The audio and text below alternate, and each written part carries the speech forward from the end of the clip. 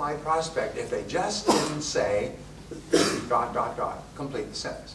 If they just didn't say it costs too much, or just didn't say I'm happy with my existing supplier, just didn't say I can't afford it, just didn't say I'm not in the market right now, just didn't say cash is poor. In other words, write down everything that people say. And sometimes you'll end up with 20 or 30, or I worked with one company that came up with 100 objections. And then you look at them and you'll find that they break down neatly into never more than 6 categories. And you can find an answer. You can create an answer that answers all the objections in that category and eliminates the objection forever. So think through, what do you say when people say this? What is your answer? And again, the best salespeople I've ever worked with, when they almost know. They know that at the moment of closing the sale, the prospect's going to come up with this one objection, and they smile like, I own you. They smile and they say, that is a good question. Let me see if I can answer it for you. And then they just turn over the cards and they've got an answer fully prepared that demolishes the objection and eliminates any obstacles to making the sale. And we say for every problem under the sun, there is a solution or there is none. If there's a solution, go and find it. If there isn't, never mind it. So for every objection that a customer gives you, there's an answer. If there isn't an answer, if the company is going bankrupt and they're moving the furniture out, the sheriff or the police are there, and the decision maker is being marched off to jail for investment, this is probably an overcomable objection, all right? An unovercomable objection. But in most cases, what people give as an objection is not really a reason not to buy. It's just a reason in their mind that you can remove. Now the next, step number 6 is to close the sale. And closing the sale means to ask the customer to buy. And there are several different ways. I produced a program, which I think is for sale here. I produced a program some years ago called The Psychology of Selling.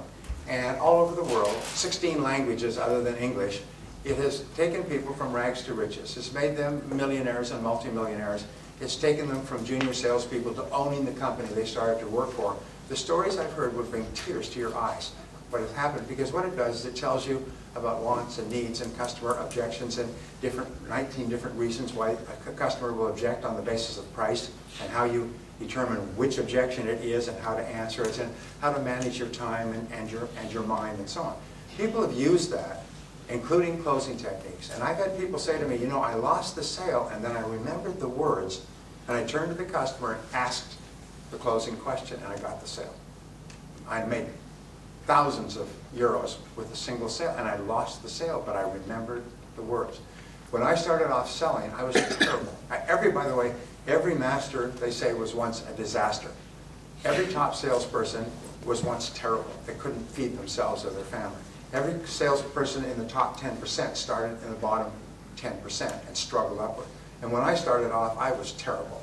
And when it came to closing, I would go into a form of semi-paralysis. My heart would pound, my stomach would churn, my temples would sweat, and the customer would get the feeling that something awful is about to take place here. And the customer would go into a fetal crouch and start to protect and defend themselves, and would be like 2 scorpions in a bottle. And I'd finally blurt out, well, what do you think?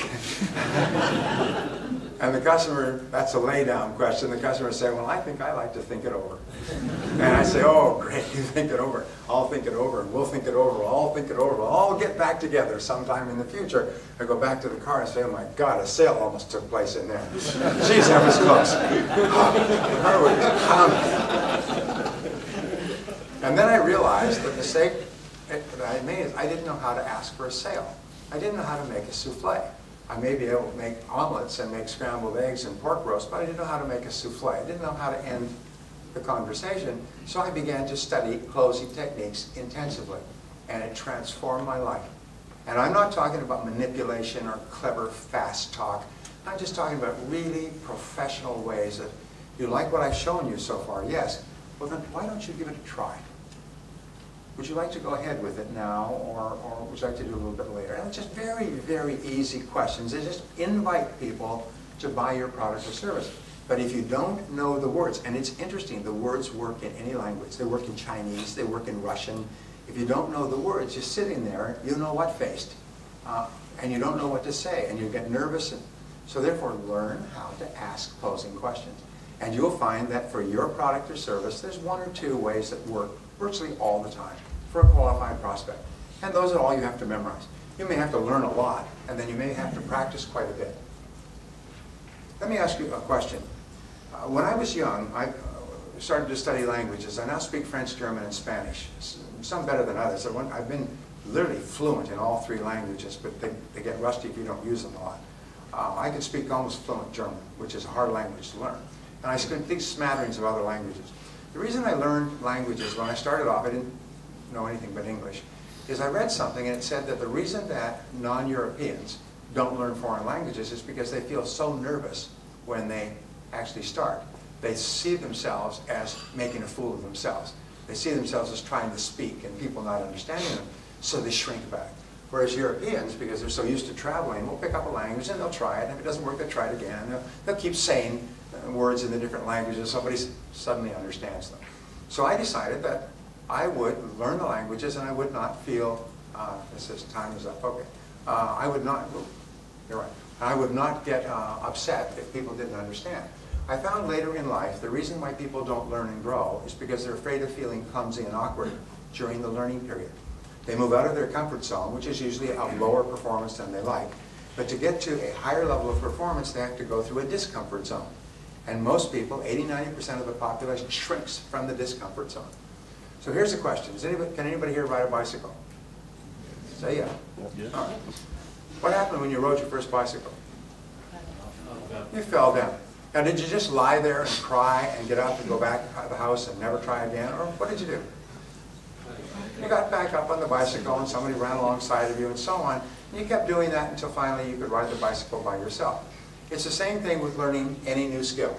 Is never be afraid of falling down and scuffing your knees and your elbows when you learn a new skill, because that is inevitable and unavoidable. Be prepared to feel clumsy and awkward and foolish and make mistakes and fall down. And if you're willing to do that, there's nothing that could stop you from excelling in your field. Step number 7 is getting resales and referrals from your prospect or from your customer, and that's from taking such good care of them that they buy from you again and they bring their friends. They buy from you again and bring their friends. Remember, the job of the salesperson is to create and keep a customer. The measure of success is customer satisfaction. And what is the measure of customer satisfaction? Repeat business. In other words, they come and they buy again and they bring their friends. The only way you can get into the top 10% in terms of income is by becoming such a good person in the sales conversation that people like you and see you as a friend, as a helper, as a guide, and they want their friends to enjoy the same experience. And when you start to create what we call a golden chain of referrals, you'll be astonished at how much more successful you become. Well, I hope this has been helpful to you. I hope that these 7 steps have been helpful to you and they will help you in the future. And the wonderful thing is that each person here has the ability to get into the top 10% and become one of the highest paid people in the entire country of Ireland. Irrespective of economic ups and downs, you have total control of your own destiny by engaging in continuous and never-ending improvement in your field. And I hope you do. Thank you.